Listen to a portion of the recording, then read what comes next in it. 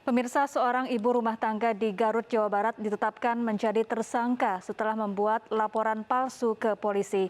Tersangka mengaku menjadi korban begal dan kehilangan uang 1,1 miliar rupiah.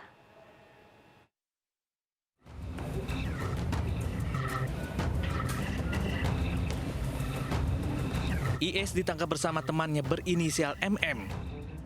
Keduanya ditetapkan sebagai tersangka karena membuat laporan palsu.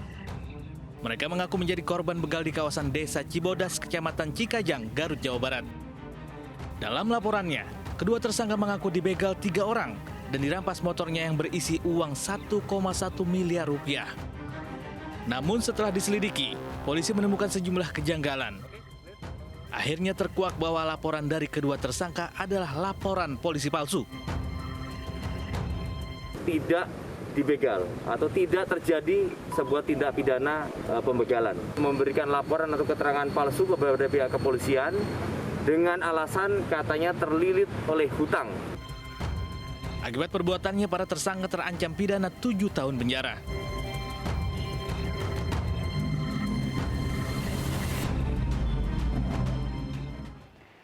Tak ada kebohongan yang sempurna. Ungkapan ini untuk seorang wanita yang merekayasa kasus perampokan yang dialaminya di Bangli, Bali. Terinspirasi dari video di media sosial, pelaku merekayasa perampokan untuk mengambil harta mertua. Dan informasi ini sekaligus menutup program Realita hari ini. Saya Syafaati Suryo undur diri. Terima kasih dan sampai jumpa.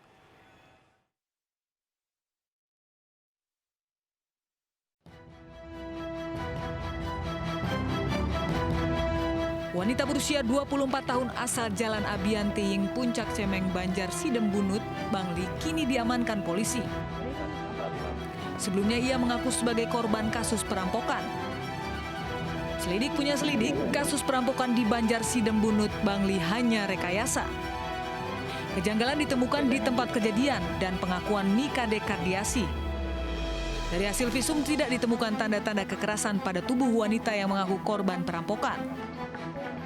Setelah diinterogasi mendalam, ibu satu anak ini mengaku perampokan hanya rekayasa agar seolah-olah dirinya menjadi korban. Tersangka nekat merekayasa perampokan karena selama 1 tahun terakhir tertekan telah menghabiskan uang tabungan milik mertuanya hingga ratusan juta rupiah. Ia menghabiskan uang untuk mengembalikan uang tabungan mertua membeli barang-barang. Rekayasa perampokan yang dibuat tersangka terinspirasi setelah menonton video di media sosial. Persiapannya itu dari jam 4:30 udah kepikiran setelah selesai nonton itu. Oh, langsung lakuin itu?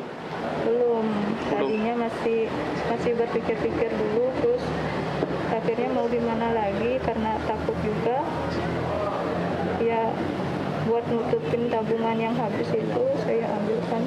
Ya, sehingga berdasarkan alat-alat bukti yang sudah kita kumpulkan, baru kita cross check kembali kepada yang mengaku korban ini, ya, saudari KA ini. Setelah itu karena alat bukti kita cukup begitu ya, alat bukti kita cukup sehingga tidak bisa lagi mengelak ya, karena terus terang saja pada waktu di TKP korban itu betul-betul membuat skenario sangat sempurna ya. Atas perbuatannya, tersangka dijerat pasal berlapis tentang pencurian dan laporan palsu dengan ancaman hukuman maksimal 5 tahun penjara. Sebelumnya, Nikadek Ardiasi melapor telah terjadi perampokan di rumahnya di Banjar Sidembunut, Bangli. Saat itu dirinya mengaku sendirian di rumah didatangi orang tak dikenal, berpura-pura minta air minum. Orang tersebut mengancam dengan senjata tajam dan kayu. Kadek Ardiasi mengalami tindak kekerasan yakni tangan dan kaki diikat serta mulut disumpal selendang untuk menunjukkan lokasi penyimpanan uang dan perhiasan lalu dibawa kabur. Tersangka berpura-pura syok dan pingsan. Kasus perampokan itu hanyalah rekayasa demi ambil harta.